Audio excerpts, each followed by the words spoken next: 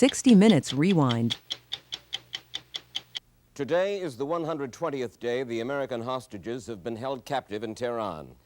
And today marks the end of the first week of the UN Tribunal's investigation into the alleged crimes of the deposed Shah. They have been asked also to investigate Iranian charges of U.S. complicity in those acts. Why do so many Iranians believe in U.S. complicity, guilt? Why do they so fervently endorse the anti-American Khomeini and the holding of the hostages? Of course, we know the embassy takeover was triggered by the Shah's entry into the U.S. last October for medical treatment. More about that later. But beyond that, the fury in Iran focuses on the undenied fact that the CIA restored the exiled Shah to the peacock throne back in 1953. And after that, the Iranians have been told, the CIA helped the Shah set up Savak, the secret police force that has tortured so many thousands of them. A classified Senate Foreign Relations Committee report confirms the CIA's role in forming Savak. It says the CIA provided the Shah money as well as training for that purpose. Of course, the brutality came later. In 1976, in Niavaran Palace in Tehran, I asked the Shah about the continuing reports of torture inflicted by his Savak upon so many of his citizens. Now, when an outfit like the International Commission of Jurists comes here and then comes out with a report saying that in spite of what you say, Your Majesty, torture continues. How do they know? Well, they can't continue saying this. Well, they talk about psychological and physical torture. Physical, I don't believe. I talked Not anymore. Maybe in the old days, maybe. I talked just today to a man whom I believe, who told about torture. How many years ago? Within, I want to be very careful, not yesterday. Ah, well, maybe. I don't know. The word has gone out to stop it. To stop what? Torture. But a long time ago, yes. How long ago? Well, I won't tell you, as you don't tell me. This was the man who had told me just hours before my interview with the Shah in the fall of 1976, who told me about torture still going on, Raji Samgabadi, then a highly respected Iranian journalist who now reports for Time magazine. I spoke to him in New York a few days ago. When you told me back in 1976, October, yes, that torture, physical torture, was still going on, how did you know it? my brother was released from jail perhaps a week before I saw you. There were torture marks all over his body. The physical torture went on, and the psychological torture was worse than physical torture. My own brother, a political prisoner, was taken once to this dark room and shown the mangled bodies of a few persons, and he was told that relatives of his, including his brother, including his mother and his father, were among the corpses, and he was instructed to identify them. So he spent hours and hours and hours trying to decide whether this stump of a head, this mashed pulp of a face, belonged to his brother, to his mother. You mean you? Yes. And this was a deliberate lie, but he didn't know. So through a series of psychological tortures, as His Majesty said, they drove him crazy, insane, and he came out. Thousands and thousands of dollars went into his treatment, and even now I can't say that he is a complete human being. Raji Samgabadi spoke then of an episode that took place on the occasion of President Carter's visit to Tehran on New Year's Eve, December 1977. We were celebrating the New Year's Eve with the American press in the Hilton Hotel, and Mr. Carter was given a speech that night saying, I don't remember the words exactly, but he was saying that America has never had such a good friend.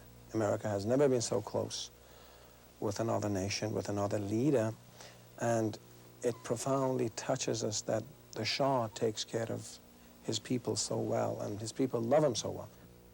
On that very night, New Year's Eve, said Samgabadi, his brother was seized with another fit, and he brought him to a mental hospital close to the Shah's palace. And a doctor there told me that 70% of our cases are Savak-tortured people. It is 1978, about 2 years, perhaps 15 months after your talk with the Shah and after his claim that torture is not going on. Max McCarthy, three-term Democratic congressman, now Washington bureau chief of the Buffalo News, was press officer at the American Embassy in Tehran in '76. He had put me in touch with Sam Gabati. Raji Sam Gabati told us about his brother. Did you know the brother? I did. And? He was in prison, tortured, and I saw him afterward, and the poor guy was just a walking dead man. I mean, he was a zombie. As a result of torture at the hands of Savak. Right. A trial of two Savak torturers held in Iran after the fall of the Shah. One of a score of such trials during which these men and others confessed to heinous crimes, sticking hot iron bars in noses and eyes, hanging prisoners upside down to beat them, using everything from thick whips to electric shock, raping both male and female prisoners, torturing one member of a family in front of the other. Often victims were then forced to swallow cyanide tablets or taken out and shot. Some other victims, like this young Iranian we filmed a few weeks ago in a London hospital, were permanently crippled. Over 3 years in an Iranian prison, he was apparently subjected to repeated spinal injections, another form of torture. He is paralyzed, unable to talk. Doctors say he soon will die. Is it your understanding that we, you in the embassy, knew what was going on with Savak? Well, I did. In fact, it was such acts by Savak and the indifference of the American diplomatic establishment in Iran to such savagery that caused Max McCarthy to resign as press officer there in late 1976, and he wrote a report following his resignation. In your report, you say, U.S. mission personnel are regularly warned not to divulge to any American correspondent information that Iranian government does not want disclosed or which tells too much about the U.S. role in Iran. You serious? That's right. In other words, Dick Helms, as ambassador, would say, look, the U.S. role in Iran, we don't want too much news of that in the American press. Correct. Ambassador Helms was pro-Shah. Right. Well, he used to say there's no alternative to the Shah. Which I suppose at that time Americans generally believed. And so in being pro-Shah, you did what the Shah wanted you to do, in effect. Right. There was a... That was a very prevalent idea, giving the Shah what he wants, remember? There were articles to that effect. And why was it so important to give the Shah what he wants? Well, because he was our pillar in the Persian Gulf, and we built our whole security on this one man. All right. Therefore, if the Shah committed excesses... We had to forgive that. If we knew about corruption that went on? Right. There were more transcendently important considerations than corruption and repression. So the United States knew really what was going on, but was willing to say, well, wait a minute, for the greater good of the greater number of people, let's turn our back on these brutalities, excesses, corruptions. I believe that's a fair statement. It was not just in Iran in the late 70s that Americans knew what was going on. Jesse Leaf was Iran analyst for the CIA in Langley, Virginia, in the early 70s. He had heard reports of Savak brutalities, and he wanted to do something about it. In fact, at one point, I was going to write a report on torture in Iran, and I was told not to. By? On division level. This was in what year? It was in, I can't give you an exact year. I believe it was 70, 71, something like that. Well, who was the head of the CIA at the time? Well, the head of the CIA at the time was Richard Helms, but... He would have known about. Well, you'd either have to be blind, deaf, and dumb and a presidential candidate not to know there was torture going on in Iran. I mean, it was all over the place. Amnesty International has a huge file on what happened. I have seen from various, I saw from various sources descriptions of torture rooms in Savak headquarters in Tehran. We knew it was happening, and we did nothing about it, and I was told not to do anything about it. This was an internal Iranian affair. Savak's job was to keep the lid on dissident elements within the population. Originally it was communist, then it meant anybody who looked crosswise at the Shah. By definition, Mike, an enemy of the Shah was an enemy of the CIA. We were very close. We were friends. This was a very close relationship between the United States and Iran. What do you know, Mr. Leaf, about the CIA, SAVAK, and torture?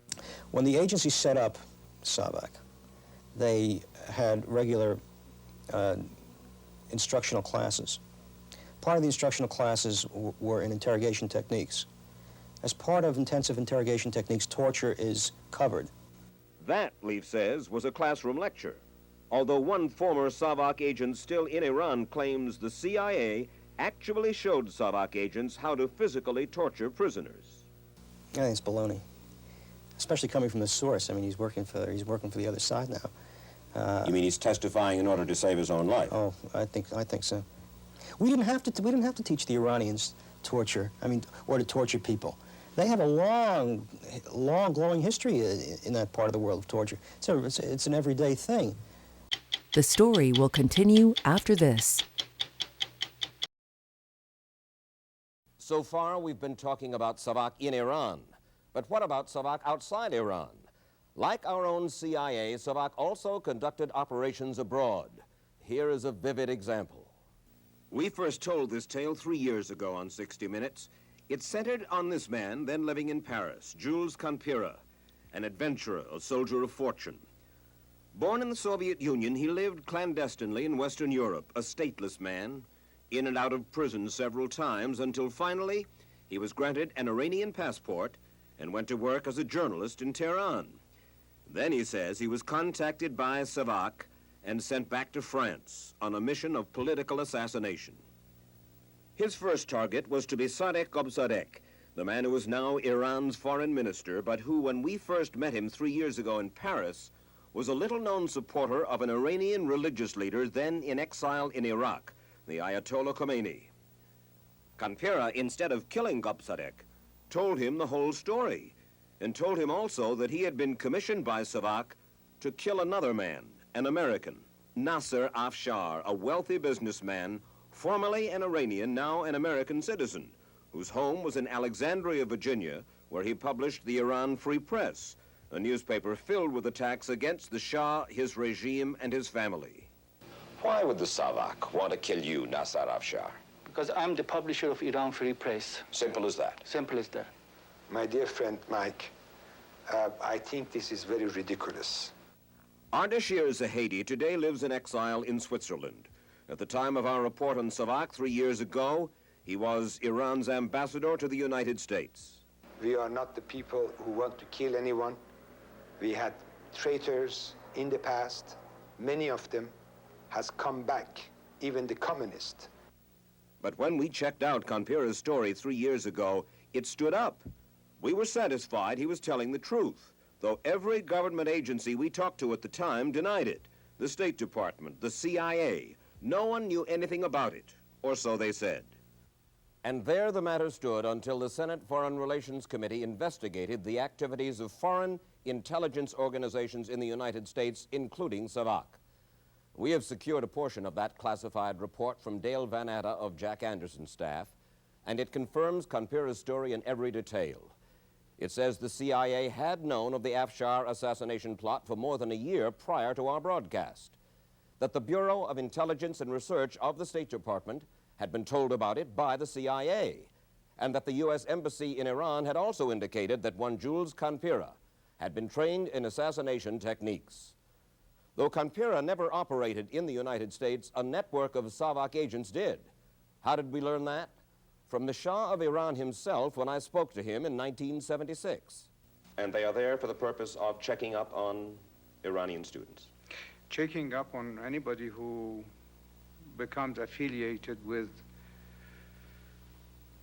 circles, organizations hostile to my country, which is the role of any intelligence organization. And they are there with the knowledge and consent of the United States government? I think it is. That statement caused a flap. Henry Kissinger categorically denied U.S. knowledge of SAVAK activity here, but he promised to make inquiries. 2 weeks later, his aide, Robert Funseth, announced that after an investigation, the State Department had, quote, found no evidence of any illegal or improper activity. Well, that was totally misleading, as the Senate report makes clear. The report confirms that SAVAK's primary function in the United States was to spy on Iranian dissidents like these students, who could be targets for SAVAK upon their return to Iran. And the report says also that the CIA itself furnished SAVAK with information gathered by the FBI. Training of SAVAK personnel continued in the U.S., and the CIA did not ask that SAVAK refrain from using, in the United States, the surveillance techniques it learned here. And during the Carter years, SAVAK activity continued here. In July of '78, according to the Washington Post, then Deputy Attorney General Civiletti warns Zbigniew Brzezinski that SAVAK was involved in significant police, security, and non-diplomatic activity in the U.S. But there is no indication, the Post said, that Brzezinski made any move to tighten control over SAVAK's actions. Why the reluctance of the United States to crack down on SAVAK, or even to send its agents home? 3 years ago, Ambassador Zahedi answered my question about that quite candidly. And if the U.S. government tells Iran to pull its SAVAK agents out of this country? If the United States government does not want it, we are not going to insist, and we shall ask them to leave. At the same time, we shall ask your people to leave my country. That threat, coming from the Shah himself, was repeated many times to U.S. officials in documents we have seen. The United States was not willing to pay that price. Iran was a vital listening post for the CIA, with 1,000 miles and more of border with the Soviet Union. Former CIA officer, now political science professor Richard Cottam explains. The fact that the Shah allowed our watching operations from Iran, monitoring operations, terribly important to us. But I'd say more generally that wherever you have this kind of liaison relationship with another service like SAVAK, that the hold they have over you is very substantial. Our support for Iran meant turning a blind eye to the excesses of the Shah. And according to Cottam, it meant failing to recognize the mounting opposition to the Shah inside Iran. And he holds Henry Kissinger responsible. He coined the phrase total commitment. Why look at a minor group of opposition people and gratuitously annoy the Shah when the operations that we do jointly are so important to both countries? What you seem to be saying, Professor Cottam, is that when the question, who lost Iran, is finally asked, Henry Kissinger is at the top of your culprits list. I think Henry Kissinger's idea of diplomacy in this sense is intolerable. I believe that you should never be in a position of not reading the full breadth of public opinion in any country. And Kissinger to cut us off entirely from a major popular force, I think is to a very extensive extent responsible for a lot of what's happened, yes. Two events in 1978 infuriated and unified the legions who opposed the Shah. The January massacre in the holy city of Qom by SAVAK and the Iranian police, and then as the opposition to the Shah solidified, the tragic fire in the Rex Theater in Abadan in August. Hundreds died in that fire, allegedly set by SAVAK, either to capture or kill several key agents of the Khomeini revolution known to be inside. A man charged with some responsibility for those two episodes was Reza Razmi, said by the present Iranian embassy in Washington to be a SAVAK agent. He was police chief in Qom in January and in Abadan in August. Reza Razmi. Do you know the name? Yes. Who? Used to be the police chief of the city of Qom. He committed great atrocities there, had people shot on the streets. And he was taken to Abadan and promoted to a general's rank because he had performed gallant duty. And in Abadan, during his tenure there as the police chief of the city, the Rex cinema fire, a very controversial fire, broke out in which about 600 people, 500 people, I don't exactly remember, a huge number, died. Were incinerated. Incinerated. Policemen actually prevented the people from breaking a hole into the wall or somehow breaking the walls down or the doors down and getting the people out. Today, that former chief of police, Reza Razmi, lives under an alias in Fresno, California. We found him there and tried to talk to him, but he refused. We learned he had entered the United States in January of '79. The Iranians have protested to the State Department what they call Razmi's asylum here. They say they want him back in Tehran for trial. And the State Department acknowledges that an informal protest was lodged with Secretary Vance last October by Iran's then Foreign Minister Ibrahim Yazdi, and that Vance promised to look into the matter but said he would need evidence on which to proceed. Both sides agree the Iranians have yet to produce that evidence. The CIA refused us any comment whatsoever on Razmi, but the FBI told us they had learned the date of his entry into the port of New York, and after he settled in California, they said, Razmi called the CIA for protection. The FBI said the CIA had referred him to them, and the FBI office in San Francisco referred him to the local police. So the Razmi mystery remains, and he remains in Fresno. We should make it clear that no one we have spoken to, Iranian or American, has suggested there was any collusion between American authorities and the Shah's officials to arrange for Razmi's entry into the United States in January of '79.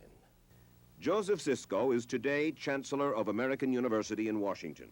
But for 25 years, he was in the State Department, his last chore as Undersecretary to Henry Kissinger.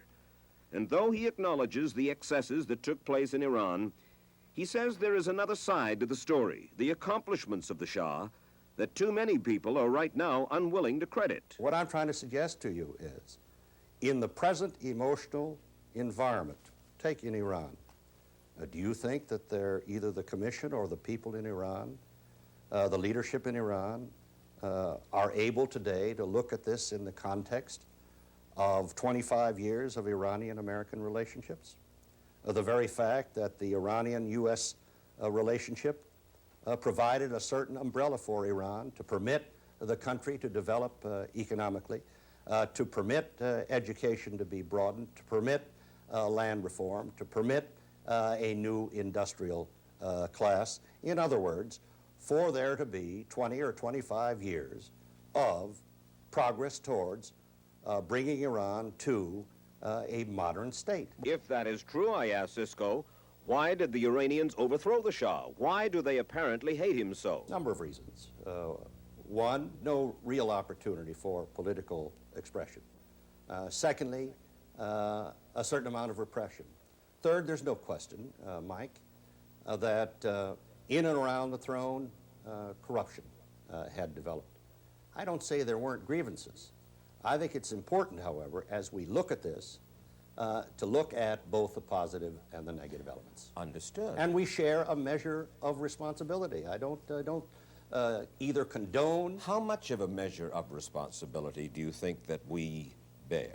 Very difficult, because what has developed is the myth of American control in relationship to Iran, or for that matter, to third world countries. Let me read to you from a Senate Foreign Relations Committee report with which I'm sure you're familiar. In the 1970s, 3 or 4 CIA officials met weekly with their SAVAK counterparts to discuss common interests. This was at a time when it was well known that SAVAK agents in the United States, according to this same once secret Senate report, said, significant police security and non-diplomatic political activity is carried out by SAVAK in the United States, including, quote, the planned assassination of a U.S. citizen by a man who told the CIA he had been tasked by SAVAK to kill a U.S. citizen. Just one example. Well, you can't possibly condone anything like that, and I don't know of anyone who does. Just today, we are doing this interview on Monday, February 25th, right? Just today, Mr. Sisko, Iran's President Banisadr said that he's amazed at the naivete of the United States, of U.S. officials, and said that America still fails to understand the revolution that overthrew the Shah. To break Tehran's American hostage stalemate, says President Banisadr, the United States could clear the unfavorable climate in relations between the two nations by conceding to Iran 3 demands. This according to President Banisadr. They are admission of U.S. past wrongs, a pledge not to interfere in our internal affairs and future, and agreeing not to block our efforts to get back the Shah and the wealth of Iran he embezzled. Are those demands, you're a trained diplomat, are those so unacceptable? Mike, in this situation, there can only be one negotiator, and that is the President of the United States. And he's vowed never to apologize. Who has all of the information at his disposal. Grievances, yes, they can be aired and they can be discussed, but not in circumstances while 50 Americans are paying the price. They did not have the right to take the hostages, because hostage taking, in my book and in my value system, is thoroughly condemned. The American people do not owe it to the Iranians, okay, to come out and confess guilt, as you say. They owe it to themselves. They owe it to their Constitution. They owe it to the concept of America as a citadel of democracy and freedom. Do you think that we are wrong to bring out this material for the American public at this time? No, I don't think that you're wrong in bringing out this material at this time. The reason why I was anxious to talk to you in response to your query is that I felt that this material is quite relevant, but it's important that this material be evaluated by the American public, by the world, within the broad context of Iranian-American relationships, without condoning it. I'm not condoning these actions, as you well know, but within the broad context of Iranian-U.S. relations, as well as the positive benefits to the West and to the Iranian people over a period of a quarter of a century. Like 6 presidents and 6 Secretary of States just can't be totally wrong. Nevertheless, it was the decision of this president and this Secretary of State, their decision to permit the Shah to enter the United States last October, that triggered the capture of the embassy and the taking of the hostages, a decision about which they'll have some tough questions to answer once the hostages are free. For example, was the admission of the Shah to the United States an instant response to the plea of a desperately sick man? Not according to a State Department contingency document, classified, secret, sensitive, and entitled Planning for the Shah to Come to the United States. Written 3 months before the Shah's arrival, it says that once the Khomeini regime is firmly established, quote, it seems appropriate to admit the Shah to the United States. 3 months later, he arrived, presumably for emergency medical treatment. But Washington had been warned by the embassy in Tehran. A cable from the chargé there said, I doubt that the Shah being ill would have much ameliorating effect on the degree of reaction here.